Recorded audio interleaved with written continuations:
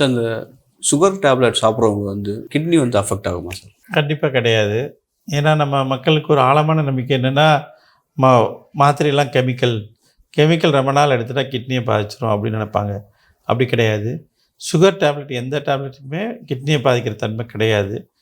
உதாரணத்துக்கு ஒரு சில வலி நிவாரணிகள், பெயின் கில்லர் தொடர்ச்சியாக போட்டால் கிட்னியை பாதிக்கலாம். ஒரு சில ஆன்டிபயோட்டிக்ஸ் போடும்போது பாதிக்கப்படலாம். அதுக்காக எல்லா மாத்திரைக்குமே வரும்னு கிடையாது. அதே மாதிரி நீங்கள் சுகர் மாத்திரை போடாமல் சுகர் கண்ட்ரோல் இல்லாமல் இருந்தால் தான் கிட்னி பாதிப்பு வர நிறைய வாய்ப்பு இருக்குது. ஓகே. ஸோ சுகர் டேப்லெட்ஸை பொறுத்த வரைக்கும் ஒவ்வொரு மாத்திரைக்கும் ஒரு சில குணாதிசயங்கள் உண்டு. ஒரு மாத்திரைக்கும் ஒரு சில சைடு எஃபெக்ட்ஸ் வரும்.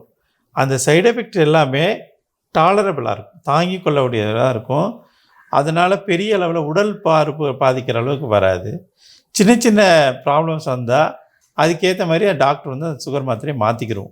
ஓகே. அதில் இதுதான் ஃபிக்ஸட் டோஸ் கிடையாது, இதுதான் ஃபிக்ஸட் ட்ரீட்மெண்ட் கிடையாது. ஒரு சில மாத்திரைகள் வெயிட் கெயின் வரும், எடை அதிகமாகும். ஒரு சில மாத்திரைகளுக்கு யூரினரி இன்ஃபெக்ஷன் வர வாய்ப்பு இருக்குது. ஒரு சில மாத்திரைக்கு அதிகமான அளவு யூரின் போகும்.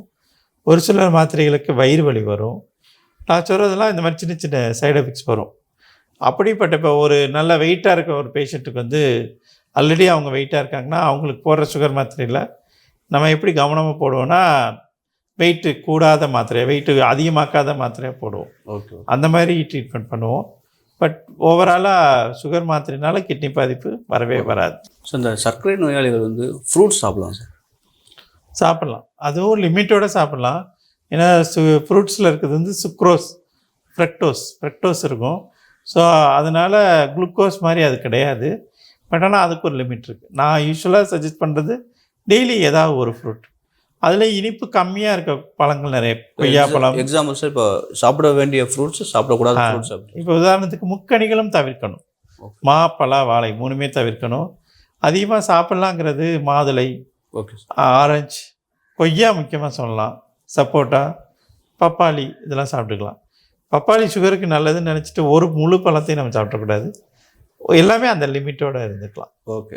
பட்டு டோட்டலாக வந்து சாப்பிடவே கூடாது அப்படிங்கிறது கிடையாது. சரி, சாப்பிடலாம்.